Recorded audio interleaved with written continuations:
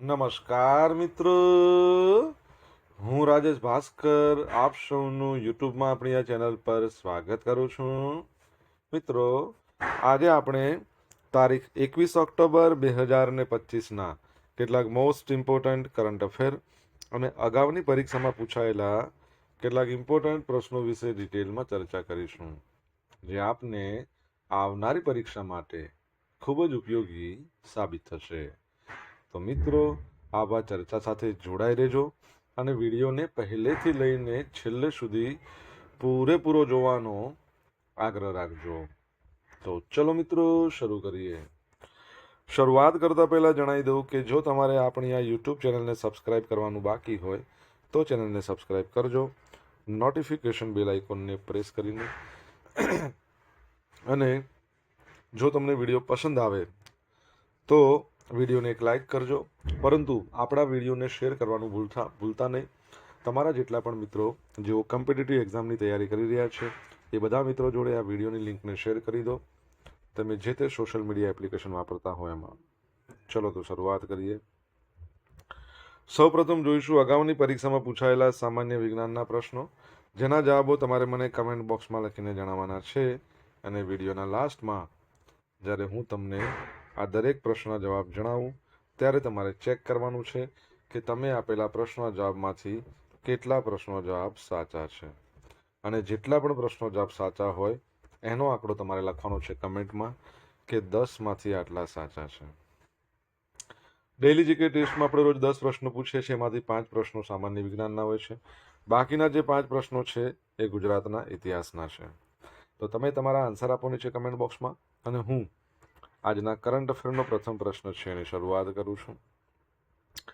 પ્રથમ પ્રશ્ન છે કે ગુજરાતના સૌથી યુવા વયે નાયબ મુખ્યમંત્રી બનનાર કોણ છે?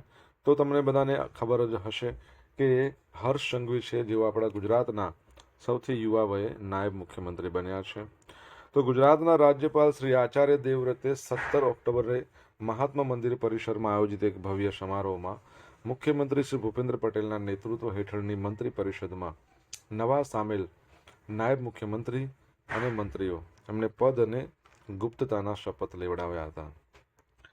નવી મંત્રી પરિષદની રચનામાં જોઈએ તો નવી મંત્રી પરિષદમાં નીચે મુજબના સભ્યોનો સમાવેશ થાય છે. નાયબ મુખ્યમંત્રી શ્રી હર્ષ સંઘવી, કેબિનેટ મંત્રીઓ 5 નવાની વાત ચાલે છે, રાજ્ય મંત્રીઓ સ્વતંત્ર હવાલો 3 નવા, રાજ્ય મંત્રીઓ 12 નવા. ઓકે, આ શપથ સમારોહમાં શ્રી હર્ષ સંઘવીએ નાયબ મુખ્યમંત્રી તરીકેના શપથ લીધા, જ્યારે 5 કેબિનેટ મંત્રીઓ, 3 રાજ્ય મંત્રીઓ અને 12 રાજ્ય મંત્રીઓએ પણ શપથ લીધા હતા. આમાં સ્વતંત્ર હવાલો છે, આ સ્વતંત્ર હવાલો નથી. શપથ લેનારા મંત્રીઓમાં કેબિનેટ મંત્રીની વાત કરીએ તો જીતુભાઈ વાઘાણી, નરેશભાઈ પટેલ, અર્જુનભાઈ મોઘવાડિયા, ડૉક્ટર પ્રદ્યુમનભાઈ વાજા, શ્રીમણભાઈ સોલંકી, આ બધાએ શપથ લીધા. રાજ્યમંત્રીમાં સ્વતંત્ર હવાલો તરીકે શ્રી ઈશ્વરભાઈ સોલંકી, પ્રફુલભાઈ પાનસેરિયા, શ્રીમતી મનીષા વકીલ, આ બધાએ શપથ લીધા છે. જો અહીંયા તમને લિસ્ટ જોશો તો તમારા માટે એક લિસ્ટ આપ્યું છે, સરસ એવું છે. તો આ લિસ્ટ છે એને તમે સેવ કરીને રાખજો. આપણે ડેઇલી કરંટ અફેરમાં જ્યારે પણ જે તે મંત્રીનું નામ આવશે તો એ વખતે એનું રિવિઝન કરી લઈશું, અને પરીક્ષા પહેલાં તમને બધા જ કેબિનેટ મંત્રીઓ અને જે પરીક્ષામાં પૂછાય એવા છે રાજ્ય કક્ષાનો સ્વતંત્ર હવાલો ધરાવતા, એ બધા તમને આપણે યાદ રખાવી દઈશું. ઓકે, આ છે રાજ્ય કક્ષાનો સ્વતંત્ર હવાલો ધરાવતા 3, બરાબર છે. એમાં જો મનીષા વકીલ મહિલા અને બાળ વિકાસ મંત્રી, આરોગ્ય મંત્રી બની ગયા છે પ્રફુલભાઈ પાનસેરિયા, બરાબર છે. જળ સંપત્તિ પાણી પુરવઠા ઈશ્વરભાઈ પટેલ, અને આ રાજ્ય કક્ષાના મંત્રીઓ 13. ઓકે,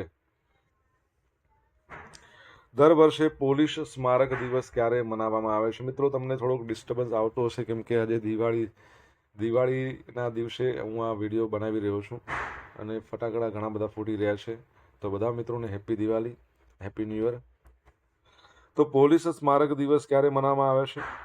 તો બહાદુર પોલીસ કર્મીઓને યાદ કરવા, તેમનું સન્માન કરવા દર વર્ષે આ દિવસ મનાવવામાં આવે છે, જેમને તેમની ફરજની હરોળમાં પોતાનો જીવ ગુમાવ્યો છે. પોલીસ સ્મારક દિવસ 1959માં તે દિવસની ઉજવણી કરે છે, જ્યારે લદ્દાખના હોટ સ્પ્રિંગ વિસ્તારમાં ચીનના સૈનિકો દ્વારા 20 ભારતીય સૈનિકો પર હુમલો કરવામાં આવ્યો હતો. 10 ભારતીય પોલીસ કર્મીઓએ પોતાનો જીવ ગુમાવ્યો અને 7 કેદમાં હતા. તે દિવસથી 21 ઓક્ટોબરને શહીદોના માનમાં પોલીસ સ્મારક દિવસ તરીકે ઉજવવામાં આવે છે?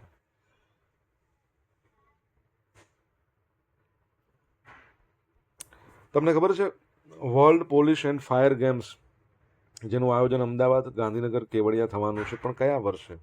કમેન્ટમાં લખો. મિત્રો, આજે વિશ્વ આયોડિન ઉણપ દિવસ પણ છે.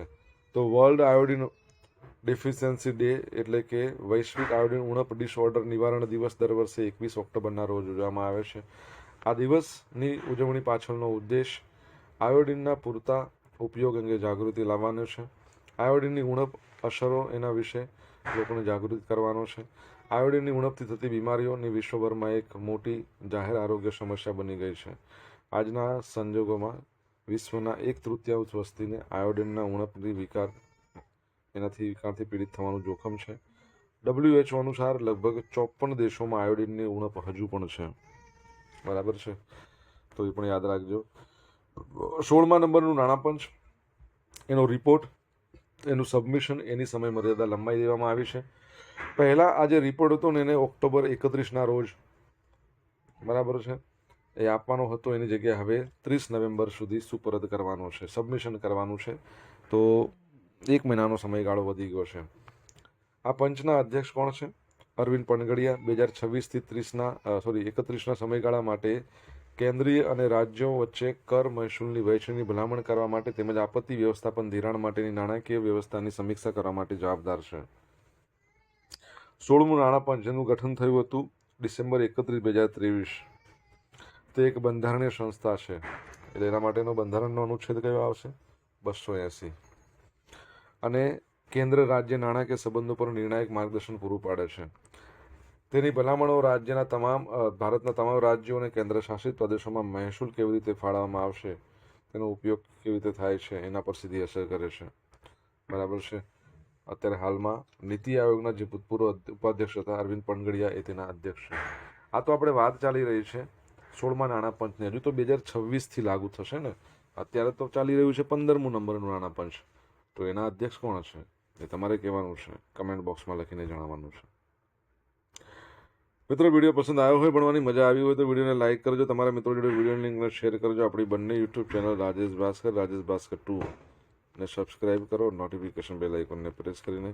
જો તમારે ડેલી કરંટ અફેરની પીડીએફ જોઈતી હોય તો આપણી ટેલિગ્રામ ચેનલને જોઈન કરી લો.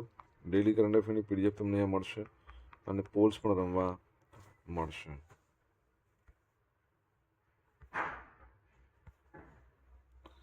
આધાર કાર્ડના નવા મેસ્કોટની ડિઝાઇન સ્પર્ધા માટેની અરજી સ્વીકારવાની છેલ્લી તારીખ કઈ છે? તો જવાબ આવશે 31 ઓક્ટોબર 2025. તો unique identification authority of India એણે આધાર માટે સત્તાવાર વિઝ્યુઅલ એમ્બેસેડર શોધવાના હેતુથી રાષ્ટ્રવ્યાપી મેસ્કોટ ડિઝાઇન સ્પર્ધાની જાહેરાત કરી છે. આ સ્પર્ધા માય જીઓઈ પ્લેટફોર્મ પર યોજાઈ ગઈ છે. 31 ઓક્ટોબર 2025 સુધી ખુલ્લી રહેશે. સહભાગીઓ વ્યક્તિઓ કે ટીમો મૂળ માસ્કોટ ડિઝાઇન સાથેનો એક ખ્યાલ સબમિટ કરી શકે છે, જેમાં સમજવામાં આવશે કે તેમની રચના આધારની ભાવને કેવી રીતે મૂર્ત બનાવે છે. અને વિજેતા ડિઝાઇનને કુલ 1 લાખ સુધીના રોકડ પુરસ્કાર વત્તા માન્યતા પ્રમાણપત્ર મળશે. મેસ્કોટનો હેતુ કે unique identification authority of India, જો એની સ્થાપના 2009માં થઈ હતી, તમારે એના અધ્યક્ષનું નામ કહેવાનું છે. એના અંતર્ગત તમને ખબર છે આધાર કાર્ડની રચના થઈ હતી 2016માં. તો આ સ્પર્ધા બધા ભારતીય નાગરિકો માટે ખુલ્લી છે. પછી ભલે તે વ્યક્તિગત હોય કે ટીમ તરીકે હોય. કુલ ઇનામી રાશિ 1 લાખ રૂપિયા છે. પહેલું ઇનામ 50,000, બીજું 30,000, ત્રીજું 20,000 અને પ્રમાણપત્ર પણ આપવામાં આવશે. તમને મેં પ્રશ્ન કર્યો છે યુનિક આઇડેન્ટિફિકેશન ઓથોરિટી ઓફ ઇન્ડિયાના હાલના CEO કોણ છે? કમેન્ટમાં લખવાનું છે.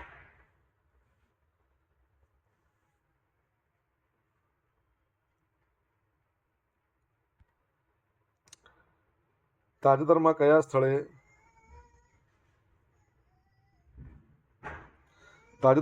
સ્થળે 4 દિવસીય આદિવાસી કલા પ્રદર્શન silent conversation from margins to the centre, આનું આયોજન કરવામાં આવ્યું હતું? તો જવાબ આવશે નવી દિલ્હી. કઈ જગ્યાએ? નવી દિલ્હી. તો ભારતના ભૂતપૂર્વ રાષ્ટ્રપતિ શ્રી રામનાથ કોવિંદ છે, એમણે ઓક્ટોબર 9, 2025ના રોજ નવી દિલ્હીમાં ઇન્ડિયા હેબિટેટ સેન્ટર છે ત્યાં 4 દિવસીય આદિવાસી કલા પ્રદર્શન નામ silent conversation from marginals to the સેન્ટરનું ઉદ્ઘાટન કર્યું, જે 12 ઓક્ટોબરે સફળતાપૂર્વક પૂર્ણ પણ થઈ ગયું હતું. સંકલા ફાઉન્ડેશન દ્વારા નેશનલ ટાઈગર કન્ઝર્વેશન ઓથોરિટી અને IBCA ઇન્ટરનેશનલ બિગ કેટ એના સહયોગથી આ વાર્ષિક પ્રદર્શનની 4થી આવૃત્તિ હતી. આનો હેતુ ટાઈગર રિઝર્વની આસપાસ રહેતા જે આદિવાસી સમુદાય છે એમના સંરક્ષણની ભાવના વિશે જાગૃતિ ફેલાવવાનો છે. આ પ્રદર્શનને આ સમુદાયો માટે વૈશ્વિક આજીવિકાની તકો પણ ઊભી કરે છે, જેનાથી વન સંસાધનો પર તેમની નિર્ભરતા ઘટી. કાર્યક્રમમાં 17 રાજ્યોમાંથી 50 જેટલા આદિવાસી કલાકારો આવ્યા હતા.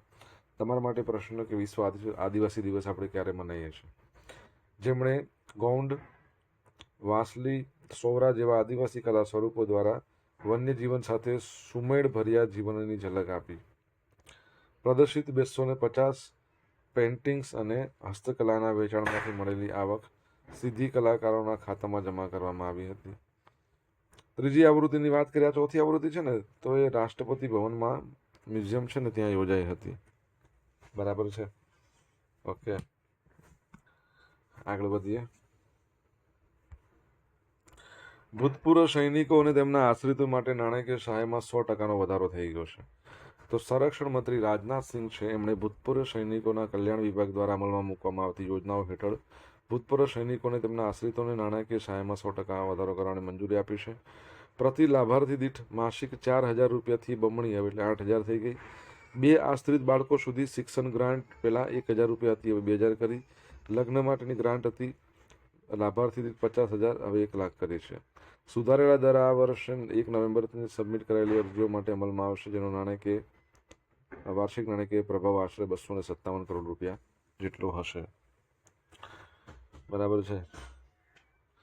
તમને ખબર છે આપણા કેન્દ્રીય રક્ષા મંત્રી તો શ્રી રાજનાથસિંહ છે, જેમને તમે ઇમેજમાં જોઈ શકો છો. કેન્દ્રીય રક્ષા સચિવ કોણ છે? આન્સર આવડે તો કમેન્ટ બોક્સમાં લખીને જણાવો. સોશિયલ મીડિયાના માધ્યમથી મારી સાથે તમે કનેક્ટ થઈ શકો છો. આપણું ઇન્સ્ટા આઈડી શું છે? તો ઇન્સ્ટા આઈડી છે rajesh.i.bhaskar, ફેસબુક આઈડી છે RI ભાસ્કર અને ટેલિગ્રામ ચેનલ છે રાજેશ ભાસ્કર, જ્યાં તમને ડેલી કરંટ અફેરની PDF મળશે અને પોલ્સ પણ રમવા મળશે. જો ભણવાની મજા આવી હોય તો વિડીયોને લાઇક કરી દો, તમારા મિત્રો જોડે વિડીયોની લિંકને શેર કરી દો. ચેનલ સબસ્ક્રાઇબ કરવાની બાકી હોય તો સબસ્ક્રાઇબ કરો, નોટિફિકેશન બેલ આઇકોનને પ્રેસ કરી. ફિક્કી ફ્રેમ્સની કઈ આવૃત્તિનું મુંબઈમાં ઉદ્ઘાટન કરવામાં આવ્યું? તો તાજેતરમાં સિલ્વર જ્યુબિલી એટલે 25 વર્ષ. તમે જો બધે 25 લખેલા છે. બરાબર છે? તો ફિક્કી ફ્રેમ્સની સિલ્વર જ્યુબિલી એની આવૃત્તિનું મુંબઈમાં ઉદ્ઘાટન કરવામાં આવ્યું. આ કાર્યક્રમમાં માહિતી અને પ્રસારણ સચિવ સંજય જાજુ અને અભિનેતા આયુષ્માન ખુરાના ઉપસ્થિત રહ્યા હતા. ઉદ્ઘાટન પ્રસંગે બોલતા શ્રી જાજુએ છેલ્લા 25 વર્ષોમાં મીડિયા અને મનોરંજન ઉદ્યોગની નોંધપાત્ર વૃદ્ધિ પર પ્રકાશ પાડ્યો. એમણે કહ્યું કે આ ઉદ્યોગ 25,000 કરોડ રૂપિયાથી વધીને 2,50,000 કરોડ રૂપિયા સુધી પહોંચી ગયો છે. એટલે 10 ગણી વૃદ્ધિ દર્શાવે છે, એવું કહી શકાય. શ્રી જાજુએ જણાવ્યું કે ઓરેન્જ ઇકોનોમી મીડિયા અને મનોરંજનથી આગળ છે. ઓરેન્જ ઇકોનોમીને કલ્ચર ઇકોનોમી પણ કહેવાય છે. આર્ટ્સ, કલ્ચર, બરાબર છે, આ બધી વસ્તુઓ જે છે, મ્યુઝિક્સ, તે દેશની સાંસ્કૃતિક શક્તિઓને રચનાત્મક ઉર્જામાં પરિવર્તિત કરવા વિશે છે, જે વિશ્વને પ્રેરણા આપે છે. પ્રસાર ભારતીના CEO ગૌરવ દ્વિવેદીએ વેવ્સ OTT પ્લેટફોર્મ વિશે કહ્યું કે આ પ્લેટફોર્મ તમામ ભારતીય સામગ્રી માટે વન સ્ટોપ શોપ તરીકે કલ્પના કરવામાં આવી રહ્યું છે. આ પ્લેટફોર્મ પ્રસાર ભારતીના સમૃદ્ધ વારસા અને વિરાસત પર આધારિત છે. ફિક્કીની વાત આવે, તમને ખબર હોય તો એના જે પ્રેસિડેન્ટ છે એ નવા બન્યા છે. શું નામ છે એમનું? કમેન્ટમાં લખજો.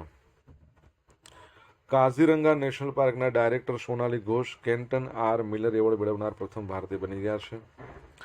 તો સોનાલી ઘોષ છે, એમને ટકાઉ સંરક્ષિત વિસ્તાર વિસ્થાપનમાં એમની નવીનતા માટે આ પ્રતિષ્ઠિત કેન્ટન R. મિલર એવોર્ડ મળ્યો છે.